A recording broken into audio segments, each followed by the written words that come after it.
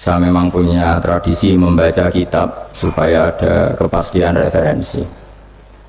Saya akan baca dua kitab, yaitu Ar-Risalah Al-Qushairiyah, kitab pegangan Mbah Maimun dalam berthariqah.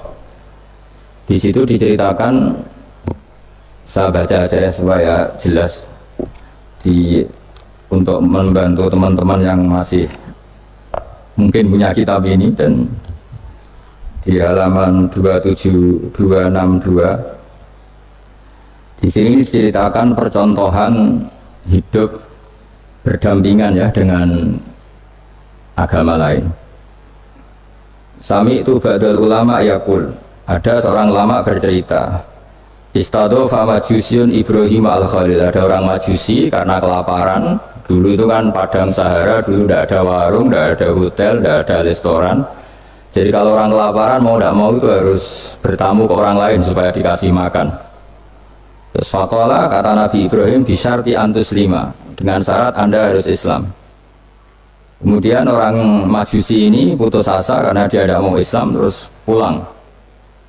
Terus Allah Ta'ala memberi wahyu ke Nabi Ibrahim, fa'auhawahu ilaihi mundu khamsina sanatan nut'imuhu ala kufri. Kata Allah, orang itu sudah menjadi majusi 50 tahun dan selama ini tak kasih makan. Kamu dimintai makan sehari saja kok minta dengan syarat apa? Islam. Akhirnya Nabi Ibrahim mengejar orang majusi itu dan kemudian dikasih makan. Jadi cerita-cerita seperti ini juga ada dalam khazanah kita, sehingga membentuk perilaku para kiai Indonesia itu toleransinya luar biasa. Juga zaman kita kecil sampai sekarang sering banyak kiai cerita, dan itu memang nyata, betapa Nabi itu juga memaafkan kesalahan seorang daksur ya, dalam yang cerita yang terkenal itu.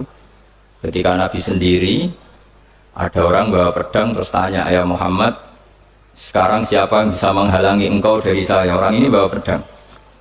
Karena Nabi seorang Nabi yang sangat dekat Allah, Nabi matur Allah gitu.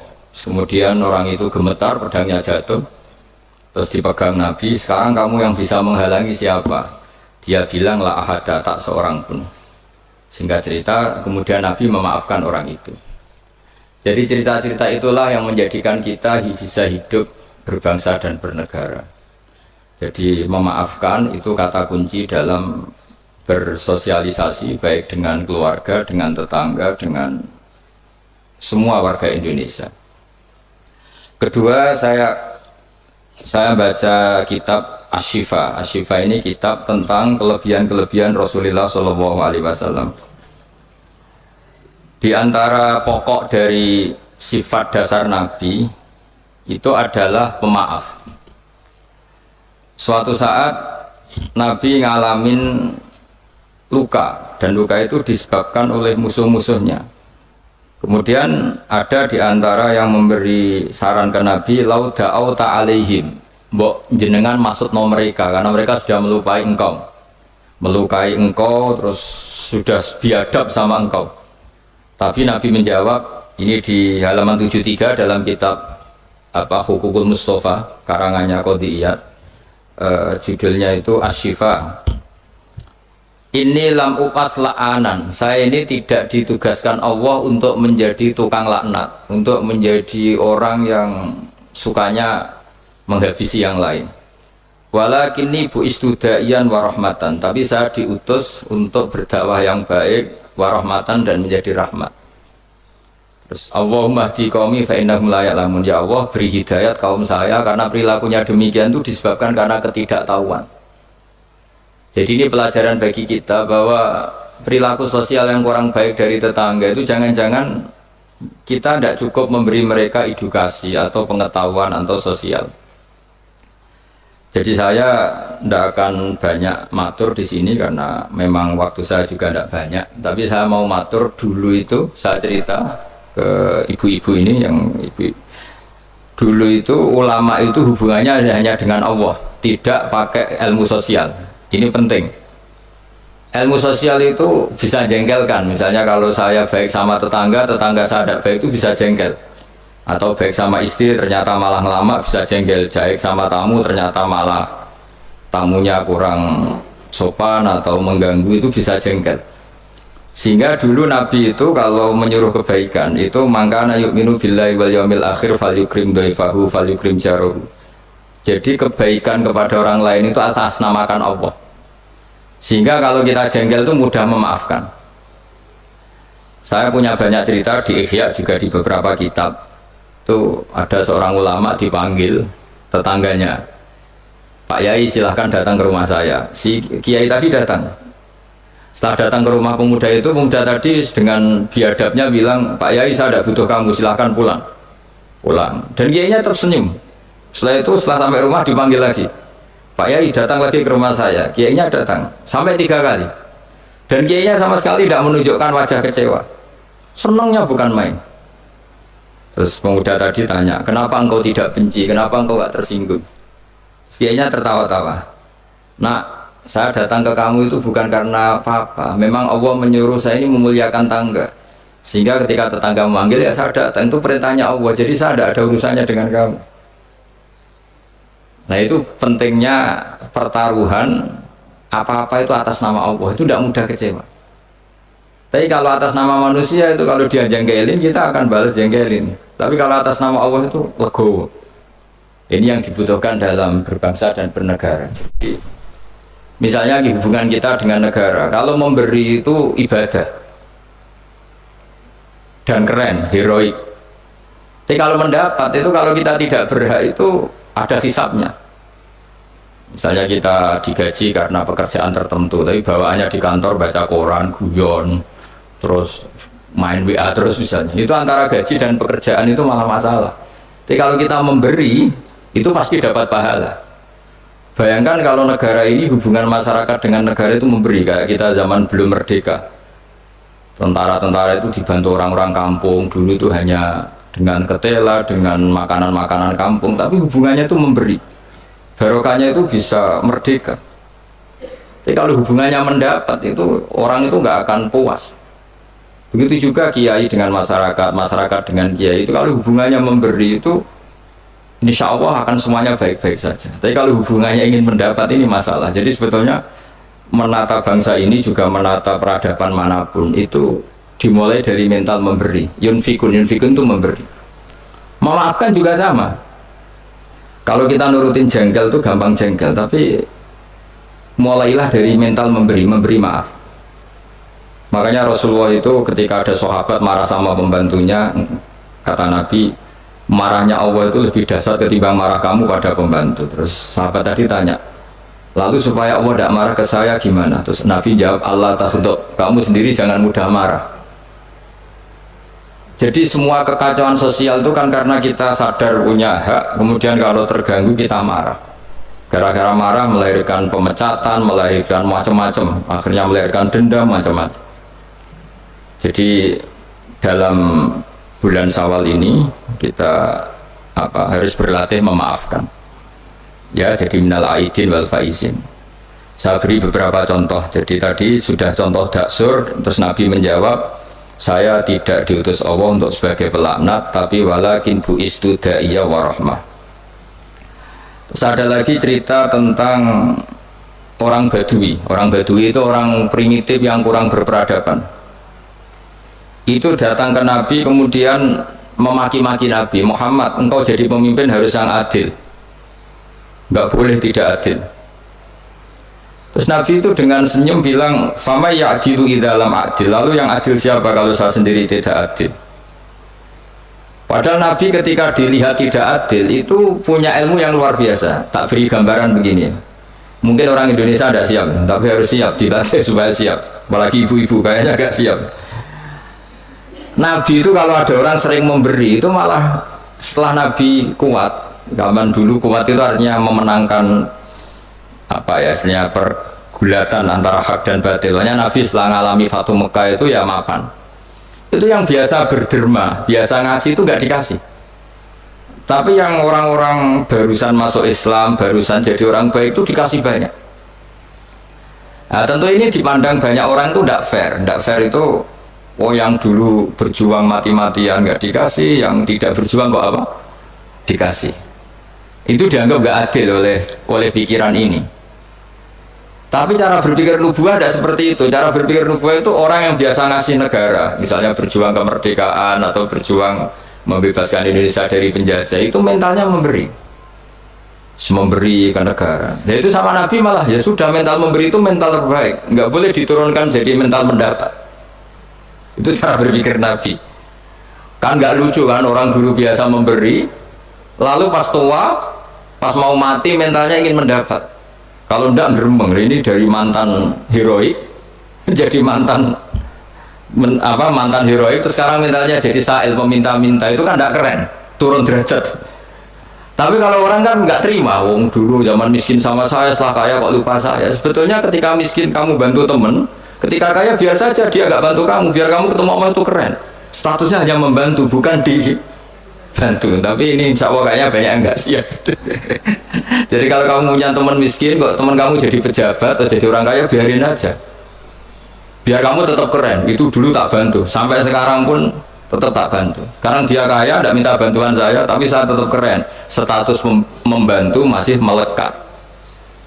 Tapi setelah kamu batalkan sendiri status Anda karena kamu minta-minta, kalau tidak geremeng, maka dari status membantu menjadi peminta. Itu nubuah ya namanya. Jadi nubuah itu pikiran yang super. Dan itu harus ditanamkan di hubungan kita dengan negara, dengan orang tua, dengan tetangga. Kalau bisa mental kita itu al-yadul ulya khairum al-yadis sufla, mentalnya memberi. Kalau mentalnya memberi itu nggak gampang kecewa. Tapi kalau mentalnya tamak, didatangi bupati kok nggak ninggalin papa, didatangi gubernur pikirannya gitu, didatangi teman kaya begitu, ditandangin apa saja itu kecewa gara-gara punya keinginan yang macam-macam. Tapi kalau mental kita memberi, tersiksa kita kalau tidak bisa memberi ke negara, memberi apa saja. Memberi ke negara ikut jaga stabilitas nasional, memberi ke tetangga paling tidak kalau tidak bisa bantu ya tidak ganggu. Ya sudah seperti itu. Jadi memaafkan itu juga dimulai dari ilmu. Misalnya kita memaafkan teman padahal kita jengkel sekali. Dan memaafkan itu ada pahalanya di sisi Allah. Susahnya apa? Kadang kita berpikir enggak, wah kalau tak maafin dia nanti kumo luhur, nanti sombong. Hubungan hidup kita ini dengan Allah, bukan dengan makhluk. Soalnya hubungan hidup kita ini dengan Allah, bukan dengan makhluk. Ya kayak tadi, kiai tadi, nah saya datang ke kamu karena perintah Allah, tidak ada hubungannya dengan kamu. Kok kamu jengkelin kayak apa, saya tetap akan datang. Nah sama kita, baik sama anak juga perintah Allah, baik sama istri perintah Allah, baik sama tetangga perintah Allah. Sehingga nggak perlu dia dinegosiasi atau dipakai berbanding lurus dengan perilaku manusia. Kalau pakai itu Anda gampang kecewa. Kalau istri sedang ngambek, kamu ikut ngambek. Kalau tetangga sedang tidak baik, kita ikut tidak baik, bisa kacau bangsa ini. Makanya diantaranya sifat dasar orang baik itu orang yang wadra'una bil hasanati sayi'ah, orang yang selalu menanggapi keburukan itu dengan kebaikan. Ini cerita-cerita tentang kebaikan orang-orang dulu.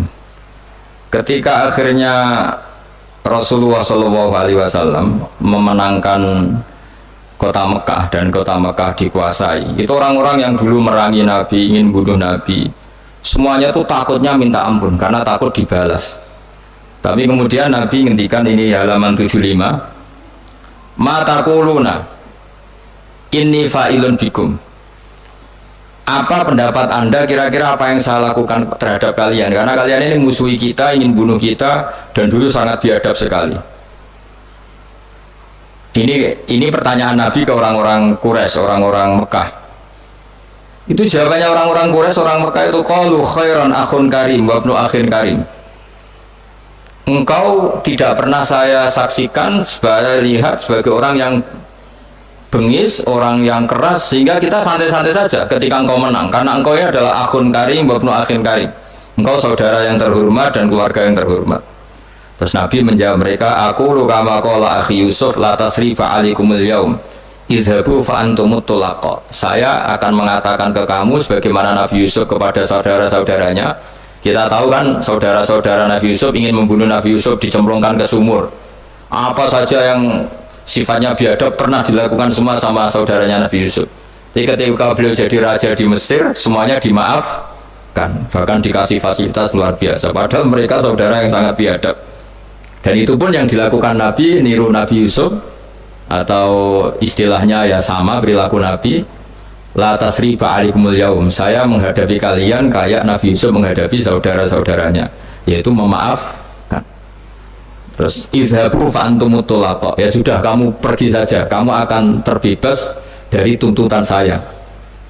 Jadi ini cerita-cerita tentang betapa baiknya Rasulullah SAW, dan kebaikan itu pula yang harus kita tiru, yaitu dimulai dari memaafkan. Wal afina anin nas. Nah sekarang masalahnya itu orang itu susah memaafkan. Itu sebabnya sederhana, karena hubungan ibadah kamu itu masih dengan makhluk. Kalau makhluk itu kali janggalin, ya janggalin betul. Nah itu Anda berarti didikte oleh makhluk, didikte oleh manusia. Caranya gimana? Kita harus dilatih hanya didikte oleh Allah Subhanahu wa ta'ala, di mana Allah itu mendikte kita, mengarahkan kita, memandu kita supaya mudah memaafkan. Makanya hubungan dengan istri, dengan itu ya Allah bayangkannya gitu.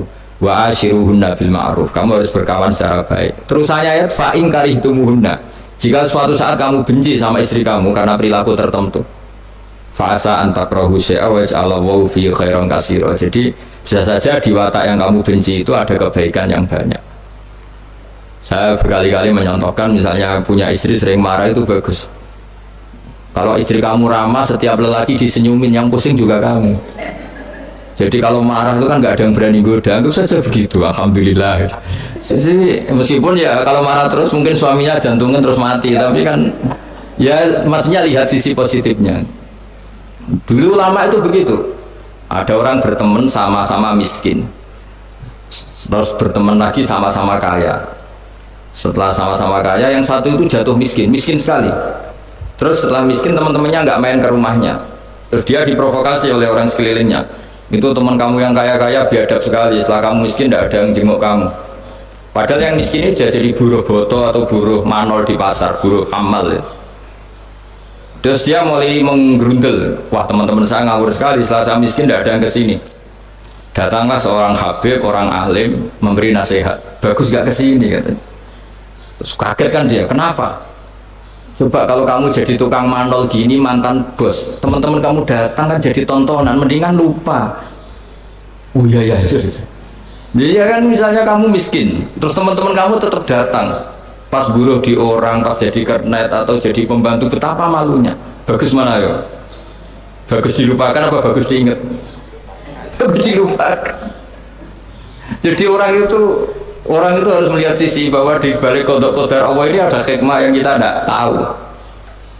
Ya sama, misalnya ada perempuan cantik, dulu semua lelaki melihat, bareng saya itu kukulan, bagus dilihat apa bagus enggak coba? Bagus enggak kan? Yang orang kaya dulu naik muka mobil saja enggak mau, bawa handuk saja enggak mau, bawa tas saja enggak mau. Setelah jatuh miskin jadi tukang manol di pasar, tukang angkut barang, terus teman-temannya tetap datang. Mendingan datang apa enggak? Enggak kan, daripada jadi tonton. Nah di sini tuh kearifan ulama, orang tuh harus dilatih. Makanya saya ini ditamani orang ya seneng, enggak ya seneng. Kalau ditamani seneng ya nambahi konco, enggak ya seneng, berarti dosanya enggak diganggu, semuanya tak anggap seneng semua hidup. Jadi apa ya, soalnya semua yang dari awal itu asik, indah sudah.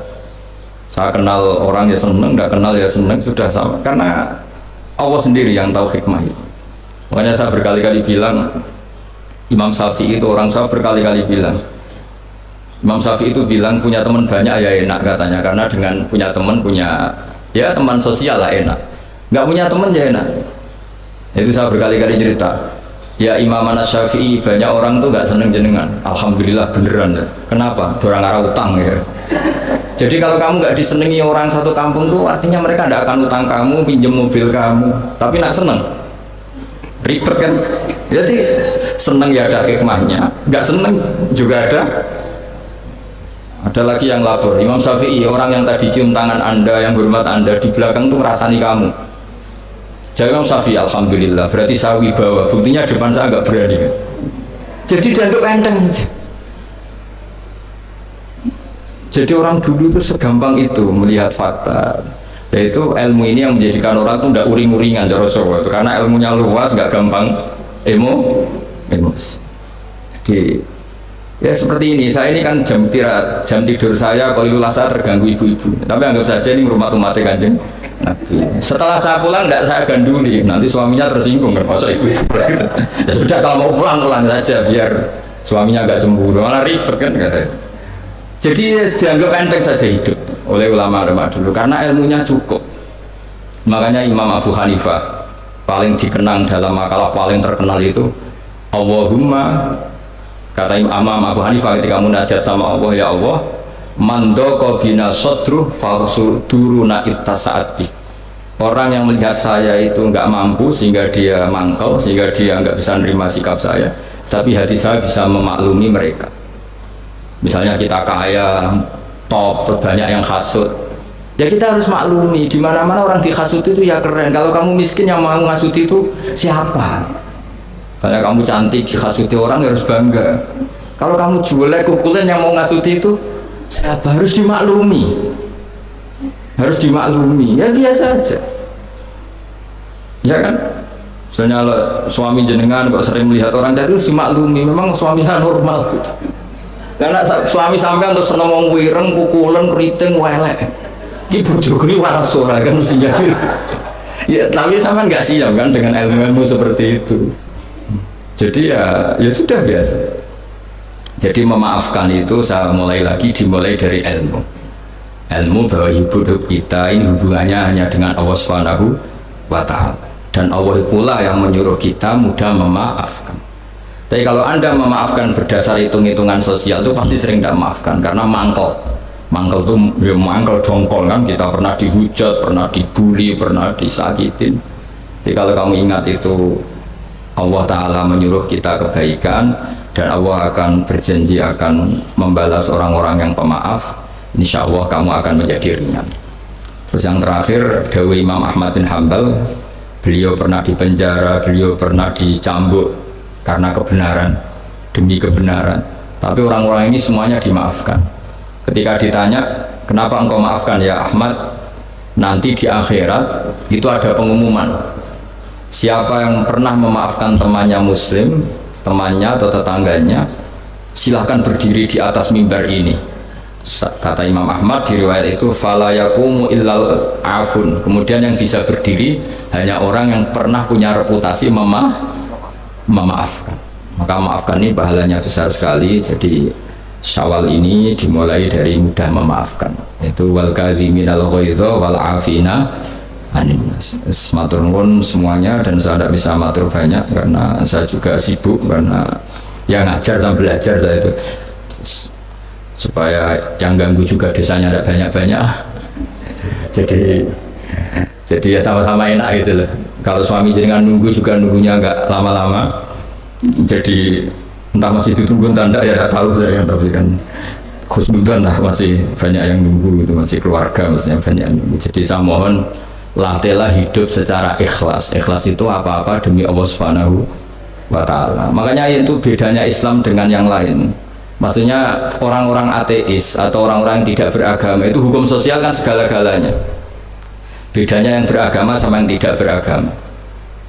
Tapi kalau orang beragama itu pikirannya Allah, jadi tentang berbaik sama tetangga saja karena mangkana yu'minu billah wal yaumil akhir.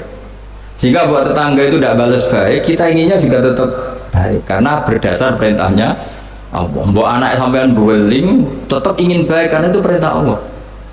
Tapi kalau sampean berdasar manusia, lapo tak sangoni nakal, lapo tak api wong rapi be aku, nanti kacau, bangsa ini bisa kacau karena semuanya didikte sesama makhluk. Makanya Islam itu mengajarkan apa? Kebaikan sosial pun karena berdasar perintahnya Allah Subhanahu wa Ta'ala.